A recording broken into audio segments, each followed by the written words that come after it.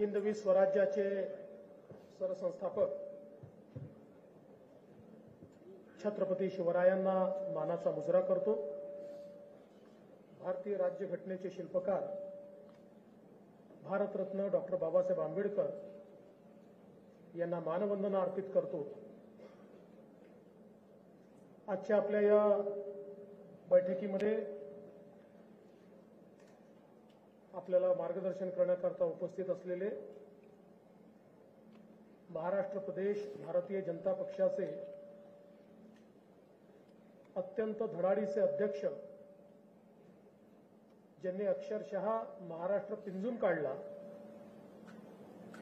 आणि कार्यकर्त्यांना ऊर्जा दिली, असे चंद्रशेखर बावनकुळेजी, आपले सहप्रभारी माननीय जयभान सिंग पवैया जी,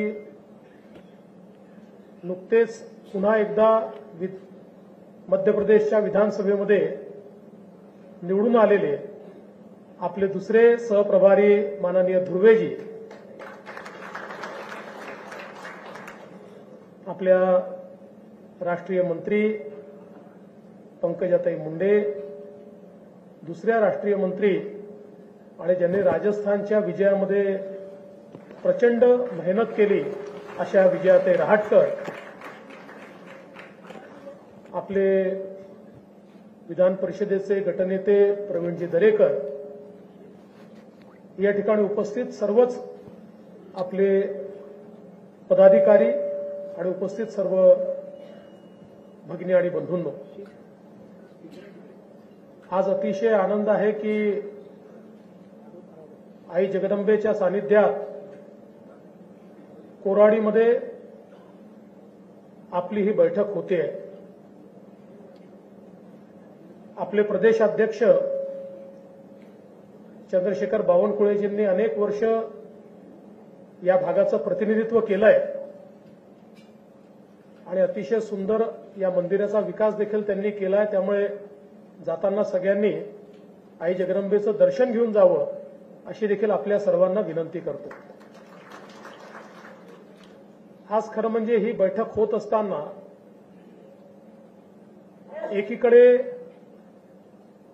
3 राज्यांमध्ये मिळालेला प्रचंड मोठा विजय, या विजयाचा उत्साह आपल्या मनामध्ये आहे आणि त्याचवेळी येणारी लोकसभा निवडणूक, या निवडणुकीचं आवाहन देखील आपल्यासमोर आहे।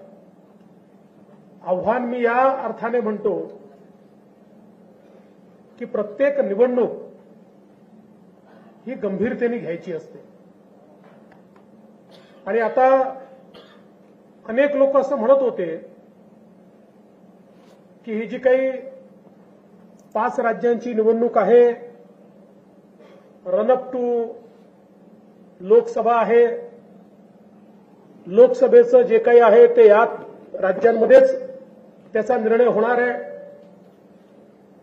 पण त्याही वेळेस माझं मत ठाम होतं की 5 राज्यांच्या निवडणुकीत विजय तर आपल्याला मिळेल, पण या 5 राज्यात विजय मिळो का न मिळो, लोकांनी एक गोष्ट मनामध्ये पक्की ठेवली आहे की देशाची सूत्र पुन्हा एकदा मोदीजींच्याच हातात द्यायची।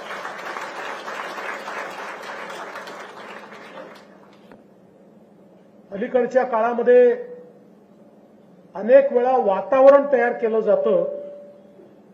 आपण बघितलं होतं अशाच प्रकारचं वातावरण 2018 साली तयार झालं आणि मग त्यावेळेस आपण 3 राज्य देखील हारलो। तरी देखील त्या 3ही राज्यांमध्ये लगेचच्या 3 महिन्यांनी झालेल्या निवडणुकांमध्ये प्रचंड मोठं यश हे भारतीय जनता पक्षाला लोकांनी दिलं। आज देशातला जो सामान्य माणूस आहे, या माणसाच्या मनामध्ये ही खात्री आहे की या देशाला जर कोणी विकसित करू शकत असेल तर ते मोदीजी करू शकतात। या देशाच्या सामान्य माणसाच्या जीवनामध्ये कोणी परिवर्तन करू शकत असेल तर ते मोदीजी करू शकतात। आणि म्हणून राहुल गांधींनी या सगळ्या राज्यांमध्ये जाऊन 7 गॅरंट्या दिल्या होत्या. पण राहुल गांधींच्या 7ही गॅरंट्या या लोकांनी नाकारल्या आणि लोकांनी सांगितलं एक ही गॅरंटी काफी है, वो गॅरंटी आहे नरेंद्र मोदी. आणि म्हणून एक प्रकारे आपण भाग्यवान आहोत. आपल्याला अशा प्रकारचे नेते लाभले आहेत की ज्या नेत्यांबद्दल देशातल्या सर्वसामान्य व्यक्तीला आत्मीयता आहे, आपुलकी आहे. सामान्य माणसाला वाटतं की आमच्याकरता राज्य करतात. मोदीजींकडे आज आपल्या परिवाराचा घटक म्हणून ते पाहतात. मोदीजी जेव्हा मेरे परिवारजनों अशा प्रकारचं संबोधन करतात त्यावेळी त्या प्रत्येकाला वाटतं की हो आम्ही मोदीजींच्या परिवारातले आहोत. आणि मला असं वाटतं की इतकी क्रेडिबिलिटी असलेला नेता हा स्वतंत्र भारताच्या इतिहासामध्ये खरं म्हणजे एक अतिशय आगळी वेगळी अशा प्रकारची क्रेडिबिलिटी ही मोदीजींना प्राप्त झालेली आहे. आणि म्हणूनच मला असं वाटतं की येत्या लोकसभेच्या तयारीच्या निमित्ताने आपलं सगळ्यात मोठं ॲसेट काय आहे तर आपलं नेतृत्व आहे की ज्या नेतृत्वाच्या बद्दल लोकांच्या मनामध्ये विश्वास आहे. आज बघा विरोधी पक्षांनी मिळून इंडी आघाडी तयार केली आणि या इंडी अलायन्सने जणू काही आता मोदीजींच्या विरोधात सगळे एकत्रित झाले आहे, जनमत एकत्रित झालाय आणि आता आम्ही मोदीजींना हरवणारच अशा प्रकारची भावना तयार करण्याचा प्रयत्न केला. ज्या दिवशी 5 राज्यांचे निकाल होते लगेच काँग्रेसने घोषित केलं 6 डिसेंबरला बैठक होणार. अर्ध्या तासात ममताजींनी सांगितलं मी जाणार नाही, अर्ध्या पक्षांनी सांगितलं आम्ही जाणार नाही आणि शेवटी ती बैठक त्यांना पुढे ढकलावी लागली. कारण हे जे इंडी अलायन्स तयार झालेलं आहे या इंडी अलायन्स समोर कुठला अजेंडा नाहीये. देशाच्या विकासाकरता एकत्रित आलेले नाहीयेत, समाजाला पुढे नेण्याकरता एकत्रित आले नाहीयेत, गरिबी निर्मूलनाकरता एकत्रित आले नाहीयेत. हे सगळे एकत्रित आले एका अजेंड्यावर की मोदीजींना हटवलं नाही तर आपल्या परिवारवादी पार्ट्यांची दुकानं बंद होणार, त्याला कुलप लागणार आणि त्याला कुलप लागू नये एवढ्या एका भावनेनं हे सगळे एकत्रित आले आहेत.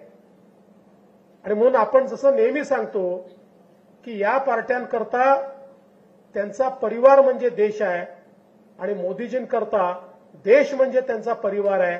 हा एक महत्वाचा फरक आपल्याला या ठिकाणी पाहायला मिळतो. आणि आता महाविजय 2024 हे अभियान आपण सुरू केलंय आणि या अभियानाच्या रूपानं खालपर्यंत संघटनेची रचना आपण केली आहे. आपल्याला सुधीर भाऊंनी निवडणुकांच्या संदर्भात एक काय आपली स्ट्रॅटेजी असली पाहिजे, काय आपण केलं पाहिजे हे अतिशय चांगल्या प्रकारे सांगितलेलं आहे. आणि मुळातच विजयाची भावना घेऊन आपल्याला मैदानात उतरायचं आहे. पण ते उतरत असताना अति आत्मविश्वास किंवा आपण तर जिंकणारच आहोत ही जी भावना आहे की आता आम्ही काही नाही केलं तरी आहे मोदीजींचं नाव, आम्ही जिंकणारच आहोत, अशा भावनेमध्ये जर आपण गेलो तर मला असं वाटतं की मोदीजी जी काही मेहनत करतात त्या मेहनतीला साजेसं आपलं काम होणार नाही. आणि म्हणून पहिल्यांदा तर पुढचे 3-4 महिने आणि मग त्याच्यानंतर विधानसभेची तयारी चालू होईल. त्यामुळे मी असं म्हणतो की पुढचे एक 9-10 महिने आपल्याला आपला पूर्ण वेळ, आपली पूर्ण क्षमता ही आता पक्षाकरता आणि पक्षाच्या कार्याकरता देणं आवश्यक आहे. आज महाराष्ट्रामध्ये आपलं सरकार आहे, एकनाथराव शिंदेजी यांच्या नेतृत्वात हे सरकार चालतंय. 3 पक्ष आपण सोबत आहोत. भारतीय जनता पार्टी आहे, शिवसेना आहे, अजितदादांची राष्ट्रवादी आपल्या सोबत आहेत. 3 पक्ष मिळून आपण सरकार चालवतो आहोत. आणि लोकसभेची निवडणूक असो की विधानसभेची निवडणूक असो, दोन्ही निवडणुका 3ही पक्ष आपण एकत्रित लढणार आहोत. आता आपल्याला किती जागा मिळतील, त्यांना किती जागा मिळतील, काळजी करू नका. एकतर पहिल्यांदा तुम्हाला सांगतो की तुमच्या मनात आहे तेवढ्या जागा आपल्याला मिळणार आहेत, त्यापेक्षा कमी जागा आपल्याला मिळणार नाही. आणि दुसरी गोष्ट ही लक्षात ठेवा की ज्या जागा आपण लढत नाही तिथे जो निवडून येणार आहे तोही मोदीजींकरताच हात वर करणार आहे. त्यामुळे 48ही लोकसभामध्ये भारतीय जनता पक्षाचे कार्यकर्ते जणू काही आपण लढणार आहोत. ही लोकसभा निवडून आणणं आपलं प्रेस्टिज आहे. ही लोकसभा निवडून आणण्याकरता आपली क्षमता लागली पाहिजे. अशा क्षमतेनं आपल्याला मैदानामध्ये उतरायचं आहे. विकसित भारत यात्रा सुरू झाली आहे. विकसित भारत यात्रा ही एक अशी यात्रा आहे की जी जनसामान्यांपर्यंत आपल्याला पोहोचवते. मुळात यात्रा काय आहे? देशामध्ये मोदीजींनी वेगवेगळे कार्यक्रम हातामध्ये घेतले. आता आपण बघितलं अतिशय चांगली यात्रा आपल्या आघाडीने या ठिकाणी सुरू केली. विश्वकर्मा सारखा कार्यक्रम की पहिल्यांदा देशातल्या 12 बलुतेदारांचा विचार हा मोदीजींनी या ठिकाणी केलाय. ज्यांना आपण 18 पगड जाती म्हणतो, 12 बलुतेदार म्हणतो, ज्यांना आपण मायक्रो ओबीसी म्हणतो, अशा सगळ्या प्रकारच्या लोकांचं हित हे सेंट्रल अजेंड्यावर देशाच्या स्वातंत्र्यानंतर पहिल्यांदा आलाय. आणि अशा प्रकारची योजना आहे की आज जो सामान्य आमचं मायक्रो ओबीसी आमचं 12 बलुतेदार आहे याच्या जीवनामध्ये पूर्ण परिवर्तन करू शकेल, याला अधिकारिता देऊ शकेल, याला समृद्ध करू शकेल, याच्या पुढच्या पिढ्यांचं कल्याण करू शकेल, अशा प्रकारची योजना मोदीजींनी सुरू केली. किंवा काही दिवसांपूर्वी झारखंडमध्ये आदिवासी समाजाकरता जी योजना मोदीजींनी सुरू केली, 25,000 कोटी रुपये हे विशेषतः आदिम जमातींकरता मोदीजींनी त्या ठिकाणी ठेवले. आणि हा जो शेवटचा माणूस आहे म्हणजे आदिवासींमधलाही जो अधिक दुर्बल आहे, हे प्रिमिटिव्ह ट्राईब्स आहेत की ज्यांच्याकडे लक्ष दिलं नाही तर कदाचित हे संपून जातील, एक्सटिंक्ट होतील. अशा प्रकारचे जे ट्राईब्स आहेत की ज्यांच्यामध्ये आजही जर आपण बघितलं की यांच्यातले 60-70% लोक आजही बेघर आहेत, त्यांच्यापर्यंत कुठलाही विकास पोहोचलेला नाहीये. या शेवटच्या माणसाची चिंता करत पुढच्या 3 वर्षामध्ये पीव्हीटीजी मधला एकही आदिवासी हा बेघर राहणार नाही. प्रत्येकाचं घर असेल, त्या प्रत्येक पाड्यामध्ये रस्ता असेल, त्या प्रत्येक पाड्यामध्ये पिण्याचं पाणी असेल, त्या प्रत्येक पाड्यापर्यंत लाईटची व्यवस्था केली असेल, मोबाईलचं टावर गेलेलं असेल. कारण आज मोबाईल कनेक्टिव्हिटी हे आर्थिक अधिकारितेचं सगळ्यात मोठं साधन आहे आणि म्हणून ते गेलं असेल, रोजगाराच्या संधी तिथे गेल्या असतील. अशा प्रकारची व्यवस्था आज या कार्यक्रमाच्या माध्यमातून त्यांनी केली आहे. आणि म्हणून हे जे सगळे कार्यक्रम आहेत, विकसित भारत संकल्प यात्रा ही सॅच्युरेशन पद्धतीनं लोकांपर्यंत योजना पोहोचवण्याची एक यात्रा आहे.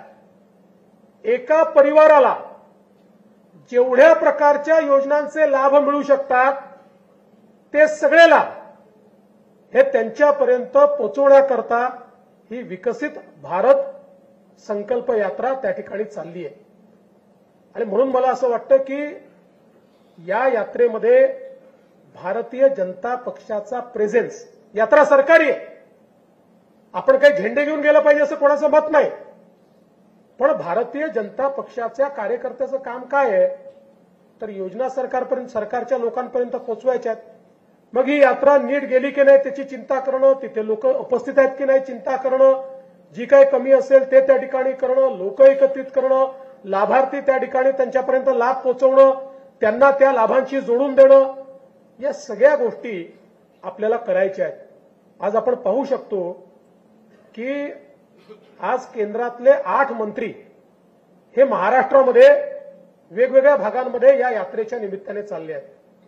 त्यामुळे मला असं वाटतं की पुढचा काळ, आणि हे लक्षात ठेवा की ही जी यात्रा आहे, ही यात्रा खऱ्या अर्थानं सामान्य माणसाला मोदीजींशी जोडणारी यात्रा आहे.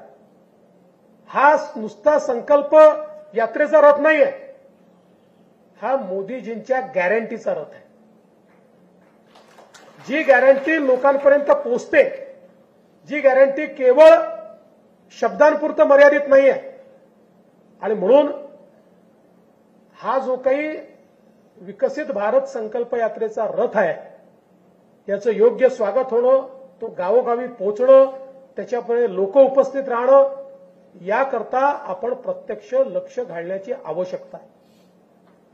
एक गोष्ट मी आपल्याला प्रकर्षाने सांगू इच्छितो की आज महाराष्ट्रामध्ये सामान्य माणसाला मोदीजींचं आकर्षण आहे. काही लोक म्हणतात नाही ते हिंदी भाषी पट्ट्यात आहे, ते इकडे आहे, ते तिकडे आहे. याला काहीच अर्थ नाहीये.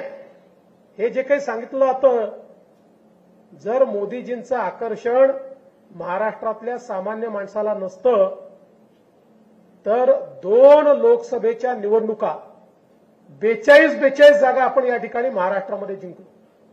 आणि अशा ठिकाणी जिंकलो की जिथे कल्पना केली नव्हती, अशा मतदारसंघांमध्ये जिंकलो. हे का जिंकू शकलो? याचं कारण महाराष्ट्रातल्या सर्वसामान्य माणसाला हे वाटतं की आपल्या राज्यामध्ये जो काही विकास होऊ शकतो, आपल्या देशात जो काही विकास होऊ शकतो, तो मोदीजींच्या माध्यमातूनच होऊ शकतो. पण एक गोष्ट लक्षात ठेवा, आता ही जी निवडणूक आपण जिंकलो ना 3 राज्याची, याने आपलं मनोबल जसं उंचावलं आहे, तसं विरोधकांचं मनोबल हे खच्ची तर झालंच आहे, पण ते एका डॅमेजिंग मानसिकतेमध्ये पोहोचले आहेत. एक हिंदीमध्ये म्हणतात, हम न खेले खेल बिगाडे. अशा प्रकारची मानसिकता तयार झाली आहे. आपण वर्षानुवर्ष विरोधी पक्षात काम केलं, पण विरोधी पक्षात काम करत असताना आपण सत्तेचे विरोधक होतो, आपण देशाचे विरोधक नव्हतो, आपण विकासाचे विरोधक नव्हतो, आपण समाजाचे विरोधक नव्हतो. आपण वैचारिक विरोध त्या पक्षांना केला, त्यांच्या विचारधारेला केला. आणि म्हणून बोलत असताना कधी आपण देशाची हानी होईल, देशामध्ये समाजामध्ये विघटन होईल, अशा प्रकारे आपलं वर्तन आणि वक्तव्य कधी राहिलं नाही. पण दुर्दैवाने महाराष्ट्रात आणि देशात आज ज्या प्रकारचा विरोधी पक्ष मानसिकतेत गेलाय, आता काय वाटेल ते करायचं, आपल्या अस्तित्वाची लढाई आहे. खोटं बोला, रेटून बोला. आता त्यांना देशाची चिंता नाहीये, त्यांना समाजाची चिंता नाहीये, त्यांच्या वागणुकीचा काय दूरगामी परिणाम आहे याची चिंता नाहीये. एक अनार्किस्ट अशा प्रकारच्या भूमिकेमध्ये ते पोहोचले आहेत. आणि म्हणून खऱ्या अर्थानं सावध राहण्याची आवश्यकता आहे. आज आपण पाहतोय रोज भूमिका बदलत आहे.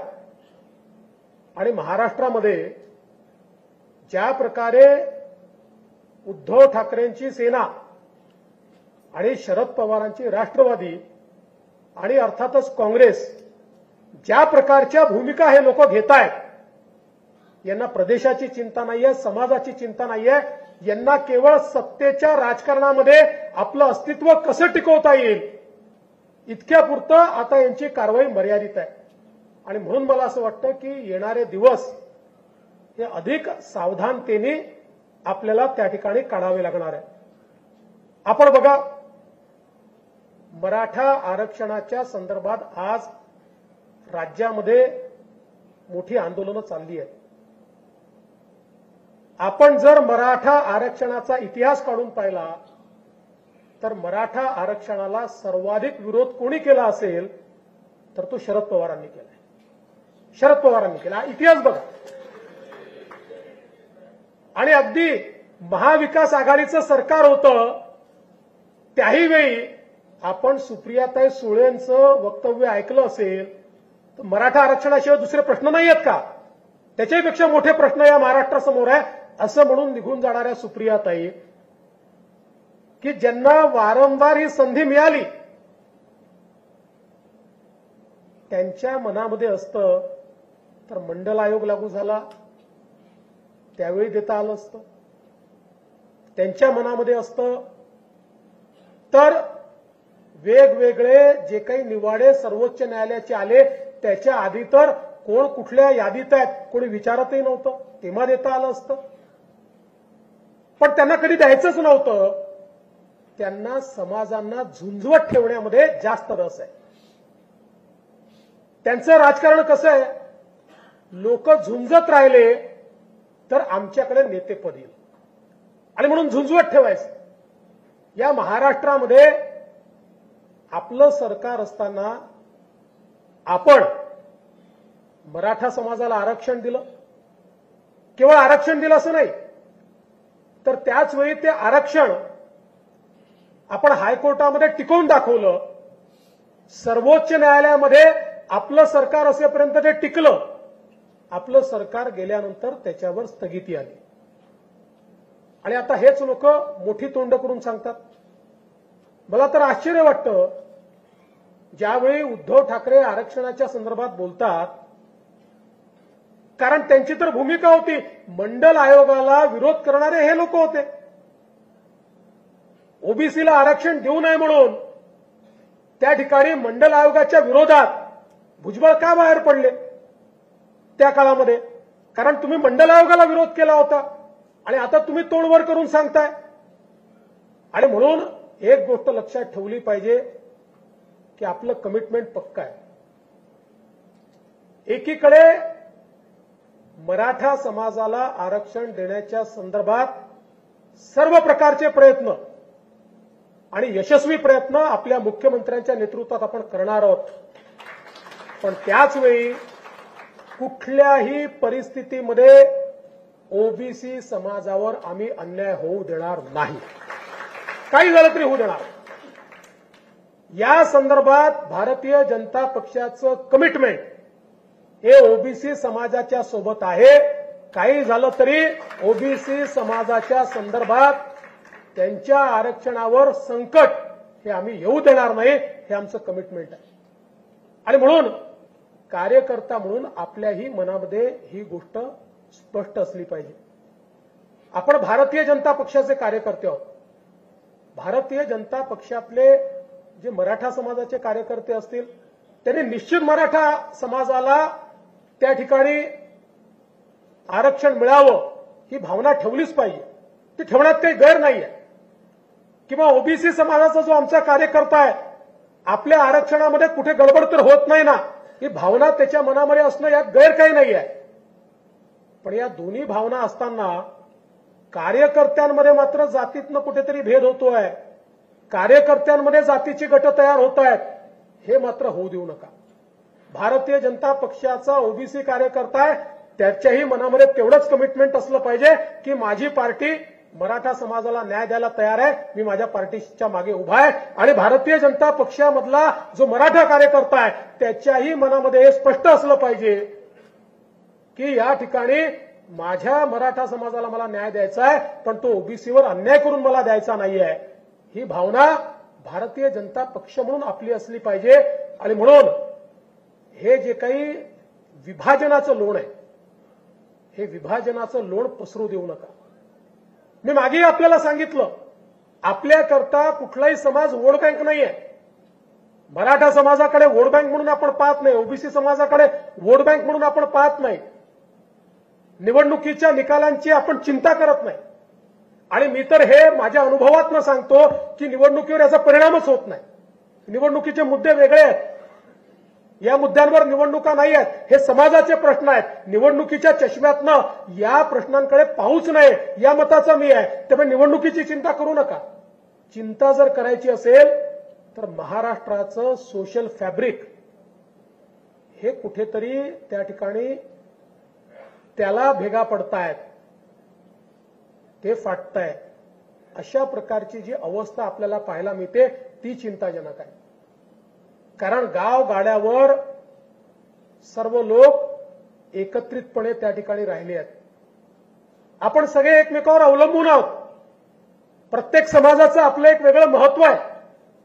आणि मग अशा परिस्थितीमध्ये मला असं वाटतं की ज्यावेळेस मोदीजी सांगतात की माझ्याकरता जात धर्म महत्वाचा नाहीये, माझ्याकरता महत्वाचं संविधान आहे आणि माझ्याकरता एकच जात आहे ती म्हणजे गरिबी, सगळ्या प्रकारच्या गरिबांना त्या ठिकाणी न्याय देण्याचं काम, मग आरक्षणाची भावना कशातनं निर्माण होते? गरिबीतनंच निर्माण होते. आरक्षणाची भावना कुठेतरी आम्ही मागासलेले आहोत यातनंच निर्माण होते. त्यामुळे आरक्षण महत्वाचं आहे ते तर देऊच, पण त्याच्यासोबत जोपर्यंत हे मागासलेपण आपण दूर करणार नाही तोपर्यंत कितीही आरक्षण आपण दिलं तरी देखील समाजातलं ही जी भावना आहे की आम्ही मागासलेले आहोत ही भावना दूर होऊ शकणार नाही. आणि म्हणूनच मागच्या काळामध्ये वेगवेगळ्या समाजांकरता आपण वेगवेगळे निर्णय घेतले. आज अण्णासाहेब पाटील आर्थिक विकास महामंडळाच्या माध्यमातून मराठा समाजामध्ये 70,000 उद्योजक तयार करण्याचं काम आपण त्या ठिकाणी केलंय. आज या ठिकाणी महाज्योतीच्या माध्यमातून ओबीसी समाजाकरता फेलोशिपपासनं स्कॉलरशिपपासनं तर मला अतिशय आनंद वाटतो की आता आपण म्हणजे मी जेव्हा मुख्यमंत्री होतो आपण घोषणा केली होती, मध्यंतरीच्या सरकारने आपण घोषणा केली होती की 36 हॉस्टेल आम्ही ओबीसी करता तयार करणार. 2.5 वर्ष सरकार यांचं होतं, यांनी घोषणा केली, त्यांनी 36 म्हटले होते, आम्ही 72 करणार. एक हॉस्टेल सुरू केलं नाही. पण आज मला आनंद आहे की आपले मंत्री अतुल सावे यांना आपण सांगितलं, त्यांनी पाठपुरावा केला आणि 52 हॉस्टेल सुरू होत आहेत ओबीसी समाजात, 52. आणि उरलेले 20 हॉस्टेलची पण जागा आता आपण शोधतो, पण 52 हॉस्टेल हे तयार होत आहेत. आणि या व्यतिरिक्त ज्यांना हॉस्टेलमध्ये जागा मिळणार नाही अशा आमच्या विद्यार्थ्यांना त्या ठिकाणी आपण योजना तयार केली आहे, त्यांना आपण कॅशमध्ये पैसे देणार आहोत. राहण्याची व्यवस्था, खाण्याची व्यवस्था, पुस्तकांची व्यवस्था याकरता त्यांना त्या ठिकाणी स्वयंसारख्या योजनेच्या माध्यमातून त्यांना आपण मदत करणार आहोत. म्हणजे पहिल्यांदा अशा प्रकारे समाजाचा विचार झालाय. ओबीसी समाजातही जे दुर्बल आहेत, जे मायक्रो ओबीसी आहेत, त्यांचा विचार आपण या ठिकाणी केलेला आहे आणि त्यांच्याकरता वेगवेगळी महामंडळं त्या ठिकाणी सुरू करून त्या समाजातल्या मुलांना आपल्याला रोजगार कसा देता येईल, स्वयंरोजगार कसा देता येईल या संदर्भातला प्रयत्न आपण त्या ठिकाणी केलेला आहे. आणि म्हणून मला असं वाटतं की कोणी काही नरेटिव्ह तयार करू द्या, हे लोक फक्त माध्यमात दिसणार आहेत. आणि माध्यमांचा असर जर झाला असता तर भारतीय जनता पार्टी कधीच निवडून आली नसती. मी असं म्हणत नाही, माध्यमांचं एक महत्वाचं रोल आहेच, पण ज्या वेळेस एखादा नरेटिव्ह हा सत्यापासून विपरीत असतो, ज्या नरेटिव्हमध्ये केवळ राजकारण आहे, ज्याच्यात सत्य नाही आहे, अशा प्रकारचा नरेटिव्ह तुमचं भाग्य कधीच बदलू शकत नाही. हा नरेटिव्ह 4 दिवस चालतो पण 5व्या दिवशी तो मरतो. आपण बघितलं मराठा आरक्षणाच्या संदर्भात ज्या प्रकारे आपल्या पक्षाला टार्गेट करण्याचा प्रयत्न केला आणि मग काही नेत्यांनी त्याच्याकरता वॉर रूम उघडल्या आणि क्रिएटिव्ह बनवून टाकले भाजपच्या विरुद्ध, नाही चालू शकले. कारण शेवटी त्यांच्याकडे बोट गेलं की इतके वर्ष तुमचे बापजादे होते, तुम्ही का त्या ठिकाणी आरक्षण दिलं नाही, त्याचं उत्तर ते नाही देऊ शकत नाही, कारण त्यांनी निव्वळ राजकारण केलं आहे. आणि म्हणून आज आपण ही गोष्ट लक्षात ठेवली पाहिजे की महाराष्ट्रामध्ये सामान्य माणसाचा विश्वास हा आपल्यावर आहे. आज काय अवस्था आहे बघा. उबाठा सेनेचा नाशिकचा जिल्हा प्रमुख हा दाऊदचा हस्तक सलीम कुत्ता, आता नावच कुत्ता आहे, या कुत्तासोबत स्वतःच्या फार्म हाऊसवर कुत्त्याकरता पार्टी ठेवतो आणि काय डान्स त्या कुत्त्यासोबत त्याचा, म्हणजे जसं काही सेलिब्रेशन चाललंय. एखादा स्वातंत्र्य संग्राम सेनानी जेलमधनं सुटून आलाय अशा प्रकारचं त्या ठिकाणी सेलिब्रेशन चाललेलं आहे. अरे शरम वाटली पाहिजे. या महाराष्ट्रामध्ये दाऊदनी बॉम्बस्फोटाच्या माध्यमातून केवळ बॉम्बस्फोट केला असं नाही आहे, देशाच्या सार्वभौमतेला चॅलेंज केलं होतं, आव्हान दिलं होतं की मी एक व्यक्ती भारताला हलवून सोडू शकतो, देशाच्या सार्वभौमतेला एक प्रकारचं आव्हान देण्याचं काम हे त्या ठिकाणी दाऊदनी केलं होतं. आणि त्या दाऊदच्या साथीदाराच्या सोबत तुम्ही त्या ठिकाणी डान्स करता, ही अवस्था आहे. आणि आता हे लोक आपल्याला राष्ट्रवाद शिकवणार, हे आपल्याला हिंदुत्व शिकवणार. आज खरं म्हणजे ज्या प्रकारचं पतन, बघा ते आपले विरोधक असतील, पण तरी मला दुःख आहे, कारण हिंदू हृदय सम्राट शिवसेना प्रमुख बाळासाहेब ठाकरे हे आपल्याकरता नेहमीच वंदनीय राहिलेले आहेत. आणि त्यांच्यासोबत इतके वर्ष काम करताना खऱ्या अर्थानं जो विचार त्यांनी मांडला, आता तो विचार त्यागून आणि त्या विचारांच्या विरोधकांसोबत रोज मांडीला मांडी लावून बसायचं आणि भाषणात आपल्याला सांगायचं आम्हीच हिंदुत्ववादी आहोत, तुम्ही आम्हाला शिकवू नका. अरे आम्ही शिकवायचं सोडा, जनता तुम्हाला धडा शिकवणार आहे. आता हे जे काही तुम्ही केलेलं आहे, जनता तुम्हाला या ठिकाणी धडा शिकवणार आहे. आज मी एक या निमित्ताने सांगू इच्छितो की हे जे काही 3 पक्ष तिकडे एकत्रित आहेत, काँग्रेस पक्षाची तर काय अवस्था आहे सांगण्याची आवश्यकता नाही. मगाशी सुधीर भाऊंनी सांगितलं खरं आहे की राहुल गांधी हे ईश्वराने आपल्याला दिलेलं वरदान आहे.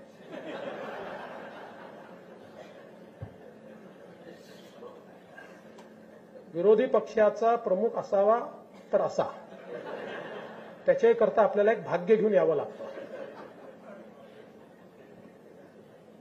पण तीच अवस्था त्यांची आज सर्व दूर आहे. ही काँग्रेस पक्षाची अवस्था का झाली? कारण काँग्रेस पक्षाने केवळ स्वतःचा विचार केला. पक्ष, संघटना याचं महत्व संपलं.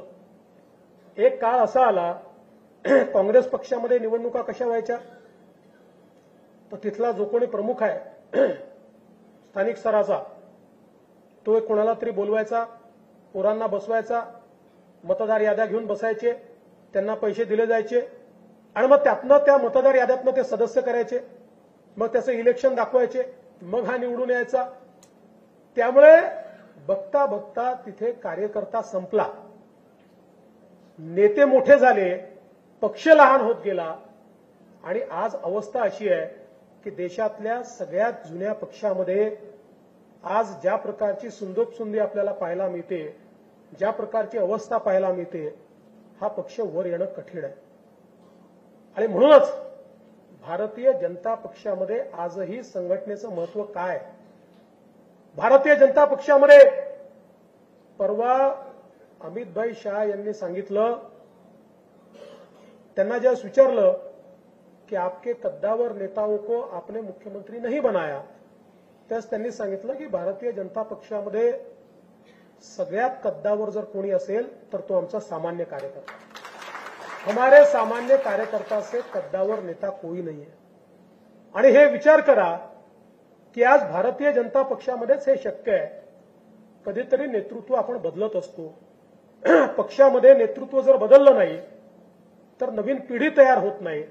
याचा अर्थ ज्यांना बदललं त्यांच्यात काही कमतरता आहे का? ती बिलकुल नाही आहे. किंबहुना त्यांचे रोल बदलत असतात, त्यांच्याकडे काही नवीन रोल येत असतात.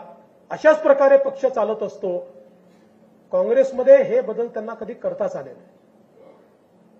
कारण काँग्रेसमध्ये बदल केला तर ज्याला बदललं तो पक्षाची कबरच खोदायला निघतो.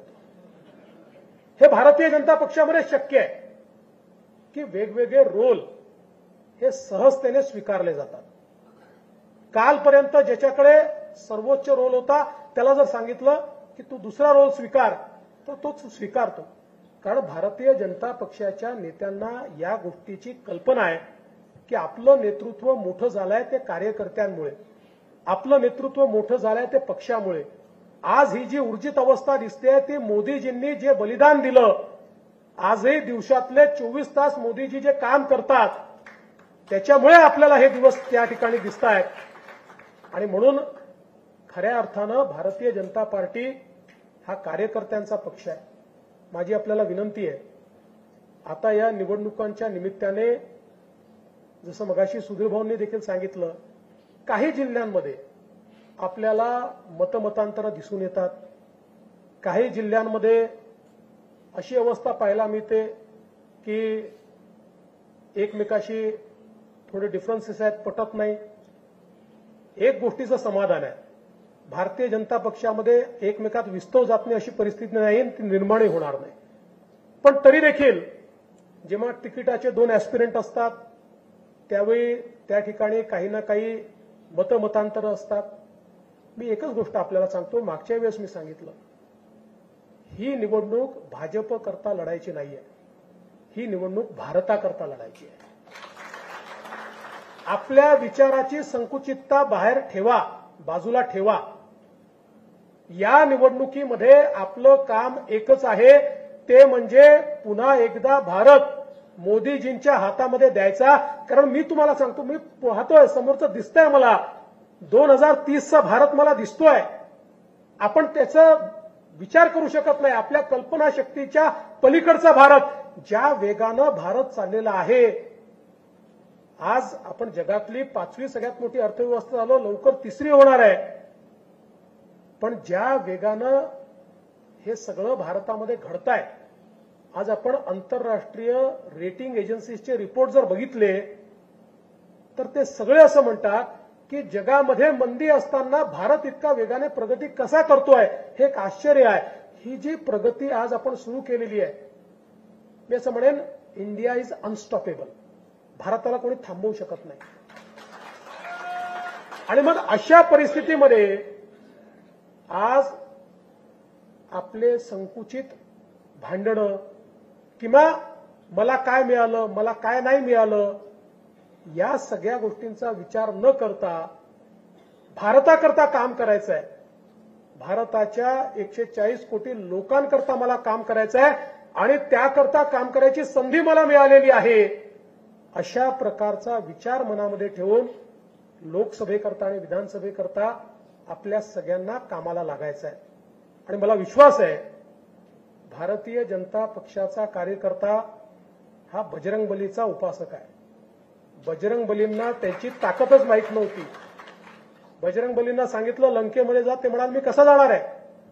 आणि जेव्हा त्यांना त्यांची ताकद सांगितली की तुम्ही तर लहानपणी सूर्य गिळायला निघाला होतात, ही तुमची क्षमता आहे, तुमच्या क्षमतेचा वापर करा, ते सांगितल्यावर 2 उड्या मारून बजरंगबली लंकेमध्ये गेले आणि त्याच्यानंतर काय करून आले हे आपल्या सगळ्यांना त्या ठिकाणी माहिती आहे. तसेच बजरंगबलीचे उपासक आपण आहोत. माझं काम एवढंच आहे की तुमच्यातली ऊर्जा आणि तुमच्यातली क्षमता याची आठवण तुम्हाला मला करून द्यायची. एकदा ती तुम्हाला झाली की मला वाटत नाही की मग बावनकुळे साहेब आपल्याला मागे वळून पाहायची काही त्या ठिकाणी वेळ येईल. आणि म्हणून महाविजय 2024 करता जे कार्यक्रम प्रदेश अध्यक्षांनी आपल्याला दिलेले आहेत ते कार्यक्रम यशस्वी करायचे आहेत. आपल्या जीवनाचा जेवढा काही वेळ आणि जेवढी क्षमता आहे ती पूर्ण वापरायची आहे. आणि पुन्हा एकदा भारत मातेला सुजलाम सुफलाम करण्याकरता, भारत मातेला सर्वोच्च पदावर नेण्याकरता आणि भारतातले दीनदलित, गोरगरीब, आदिवासी, शेतकरी, शेतमजूर, वंचित, दलित, आदिवासी या प्रत्येकाच्या जीवनामध्ये परिवर्तन करण्याकरता हा देश मोदीजींच्या हातात गेला पाहिजे. याकरता आपण सगळे लोक मिळून काम करू, एवढीच आपल्याला विनंती करतो आणि माझं बोलणं संपवतो. धन्यवाद. जय हिंद, जय महाराष्ट्र.